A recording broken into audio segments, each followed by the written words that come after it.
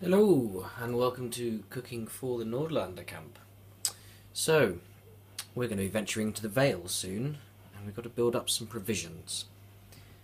So I'm going to be curing some salmon. This is a nice cut of salmon, deboned, scaled, still with the skin on, sitting on my block of salt, not essential. My favourite thing in the world, dill. Some citrus, sugar, and salt. That's it. First things first, we're going to be mixing equal parts salt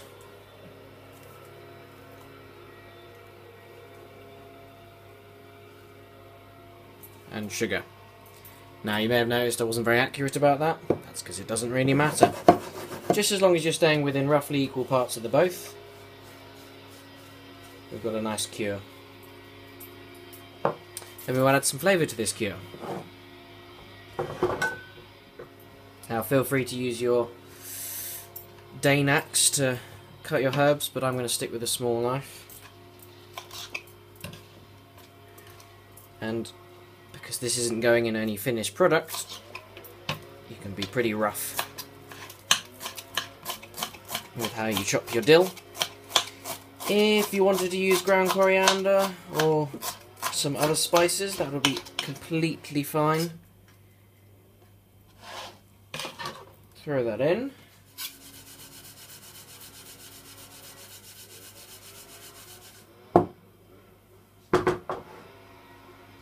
And then we add our citrus.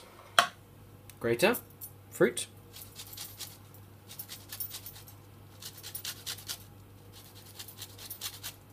You don't want to go too deep into the fruit, because then you get the white bitter pith. Just the nice lemony outside bits. Yep. So we've got our citrus, our dill, our sugar and our salt in our nicely shaped tray. What we want to do now is place our salmon skin side down and just give them a bit of a shuffle so they've got quite a bit of salt underneath but not all of it. And then take a bit of the rest of the salt, sprinkle that on top, and bury it. That's what we're going for. If at this point you realise you haven't got enough cure, and you need to mix up some more, do that.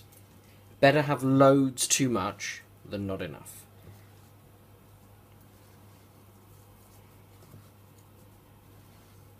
As I did, I didn't have quite enough cure. So I just mixed up some more, poured that on top, and gives me a lot more to work with when it comes to this burying process.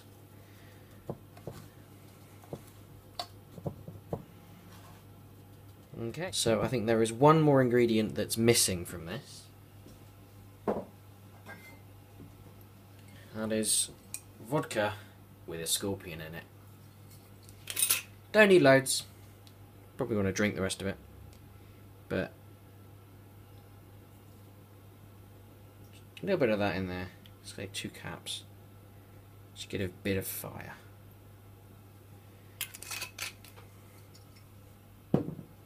There we have it, that's our cure. I'm going to cover that, put a weight on it, and when I say put a weight on it, doesn't need to be anything too heavy, just something to put a bit of downward pressure on that isn't going to take up loads of room in your cold store. Welcome back. It's 3 days later. And we've taken these lovely bits of salmon out of the cold store. As you can see, all of that moisture that was inside is now outside. So you end up with these rather tough bits of cured salmon. I'm going to give these a wash, get all that excess off, and then we'll try. This is our pieces of salmon, skin side, flesh side.